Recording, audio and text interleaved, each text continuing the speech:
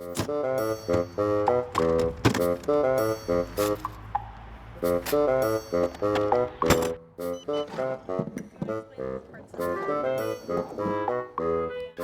name is Paul Nurk. I'm a professional drone racer. I am a self-described nerd. 1 minute to the start of the race.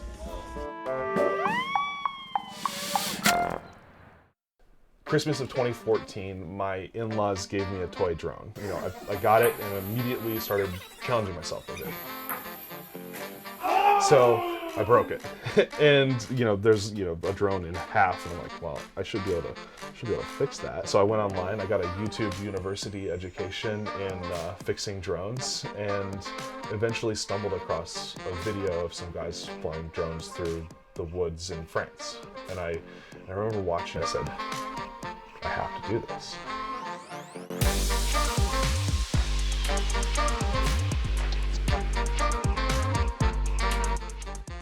There was a moment where I actually realized that I might actually be pretty good at this. It's just so fun to be good at something. There's other things that might be more useful to be good at. I'm a programmer in real life, in my day job. I will never be the best at something in programming. I still think I have a shot at that with multi-rotors. I was always competitive, but it was never with other people, right? My goal was always to outperform myself. What makes drone racing a good sport is that it is performance-based. It's all about continuing to become better than yourself. How do you make sure that you're mentally prepared to compete at the highest level? Racing in three-dimensional space is that we can build courses that are not traditional, right? Cars can't go down through a gate or up through a gate. There's a fastest way around a corner in car racing, and that's by hitting the apex on a corner. But now we have to do that in three-dimensional space. So you have to not only figure out the right entry and exit, but you have to do it on a three-dimensional curve. If you give me a map of a course, I can look at it and tell you where the apex is going to be, how I'm going to fly the course to a degree. And then once I've flown it once, I actually can remember everything and visualize my way through it.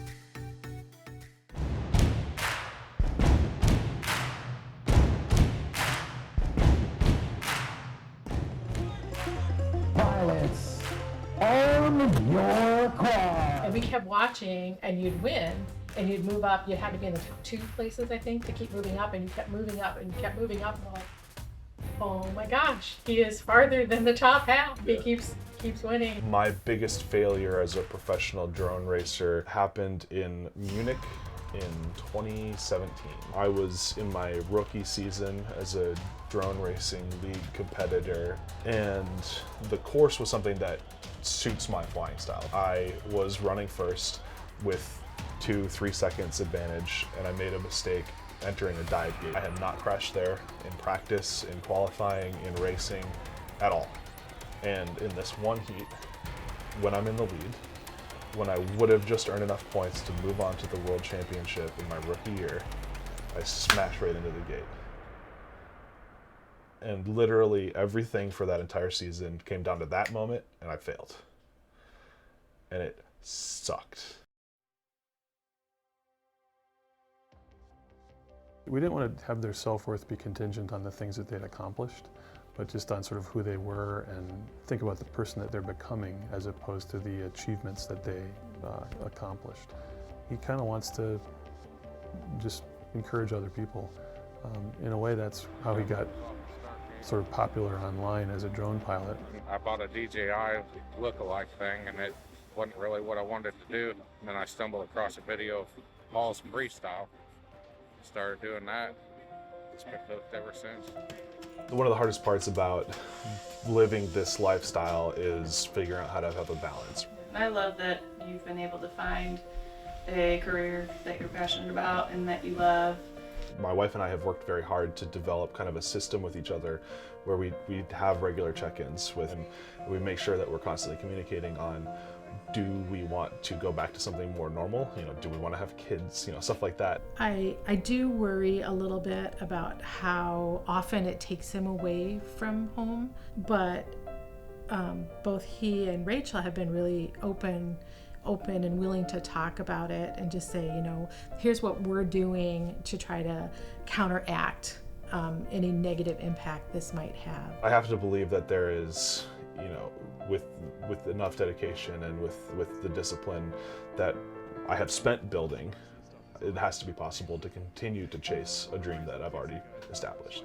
If I have to give it up, obviously I will. My family takes priority, but I think that we're deep enough now into this, into whatever this is, that we'll find a way to make it work. This is how we like to do it. I filmed a video called Nurk's Flight of the Year 2017, really exciting title, and that video went viral.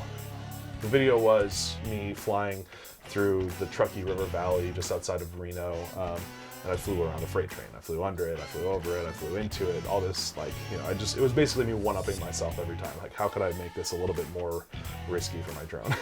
Because if it crashes on the train, I'm not getting it back, right? It's gone into the next state.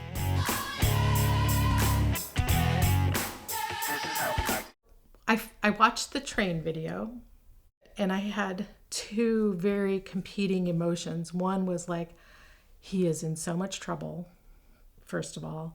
And two, I cannot believe he can fly like that.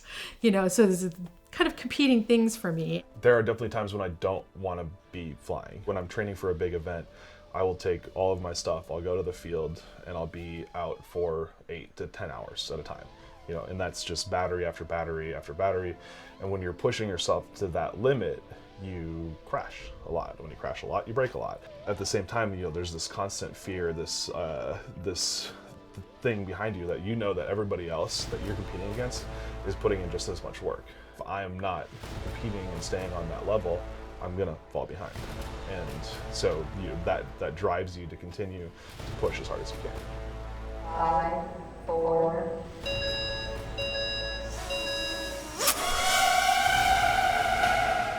I've spent countless hours practicing, building, fixing, spending emotional dollars, spending real dollars. All of this stuff it basically continues to weigh on you, right? It's as you compete at a higher and higher level, all of that work also pushes down on you harder and harder and harder.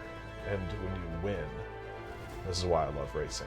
When you win, all of that weight is immediately removed. Winning is not a celebration. It's not like something that just feels good. It is absolute relief for all of the hard work that you've done. You just relax and you're done and it's fine. And that is what it means to me to be the world champion.